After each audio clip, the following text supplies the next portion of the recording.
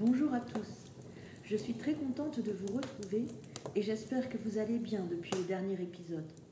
Approchez, n'ayez pas peur et installez-vous confortablement. J'ai rajouté une bûche dans le feu. Fermez les yeux et laissez-vous guider par le son de ma voix. Nous repartons ensemble au royaume d'Argal dans ce nouveau chapitre de mon calendrier de l'Avent 2024, les Dames de Noël. 2 décembre. Nara prit place sur son siège, face à l'assemblée, tandis que Taak s'asseyait à ses pieds. La mère des guérisseurs fit un signe de la main à ses 3 acolytes. Scylla, Moura et Pyrrhane se dirigèrent vers une des tables et saisirent 4 bols. Ils les présentèrent devant le grand loup blanc qui ferma quelques secondes ses yeux d'ambre, et Numa et Taran échangèrent un regard à la fois inquiet et émerveillé quand les bols frémirent dans les mains des officiants. Nara reprit d'une voix douce. « Mes sœurs et mes frères, nous allons maintenant partager ensemble le sang de Dizir. Ces 4 bols représentent les 4 saisons. Chacun d'entre nous boira une gorgée avant de le passer à son voisin de gauche pour illustrer la confiance, le partage et la communion qui lient notre communauté. » Quand un des bols arriva jusqu'aux 6 jeunes novices, ils ne remarquèrent pas les regards malicieux des adultes, trop choqués par ce qu'ils allaient devoir faire, boire du sang. Le peuple des montagnes était profondément pacifique. Depuis des siècles, ils vivaient en communion avec la nature. Et la communauté du sanctuaire, qui formait les guérisseurs du royaume d'Argal, vénérait la vie plus que tout. Le sang ne devait jamais être versé inutilement, encore moins d'être bu dans une sombre cérémonie occulte. Numa porta le bol vers ses lèvres tremblantes de dégoût, alors que Taran la fixait avec de grands yeux horrifiés. Il fut consterné quand il la vit sourire et qu'elle lui tendit le réceptacle. À son tour, il trempa ses lèvres dans le répugnant breuvage en réprimant un haut le cœur. Il découvrit alors qu'il ne s'agissait pas de sang, mais d'une délicieuse préparation à base d'hydromel, subtilement aromatisée de plantes des montagnes.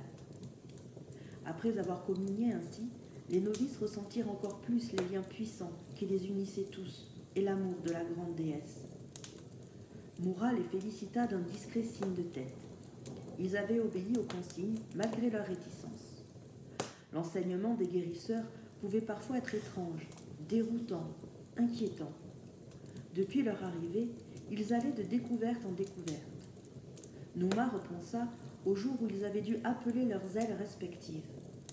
Une belle chouette effraie beige poudrée avait répondu à Taran. Une simple petite chouette chevêche grise s'était posée sur son propre bras et elle n'avait pu cacher sa déception devant le regard fier de son ami. Scylla avait tenté de la rassurer en lui expliquant que la taille du rapace nocturne qui choisissait de s'associer avec un guérisseur n'illustrait en rien ses compétences. Pour preuve, la précédente mère du sanctuaire, Brenna, avait été l'une des plus puissantes guérisseuses du peuple des montagnes, et elle aussi avait eu une petite chouette chevêche comme elle. Numa leva les yeux et croisa le regard perçant de Sunny, qui sembla lui faire un clin d'œil. Certes, elle était la plus petite des 6 ailes des novices, mais elle était la plus rapide, la plus vive et la plus maligne.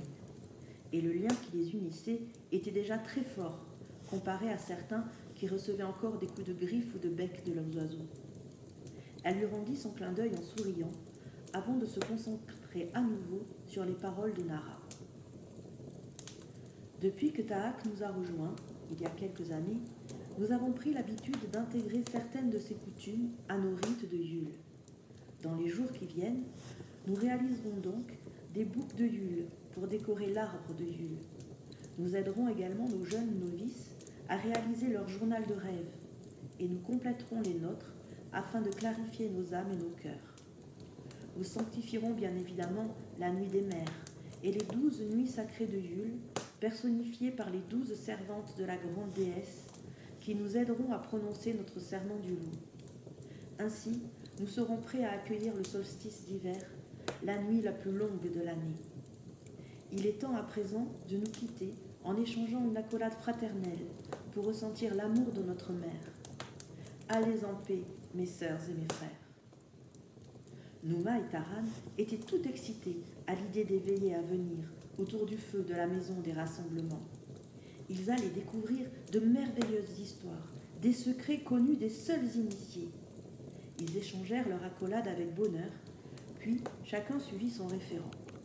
Nouma avec Moura pour la maison des Vierges et Taran avec Piran vers la maison des Cerfs.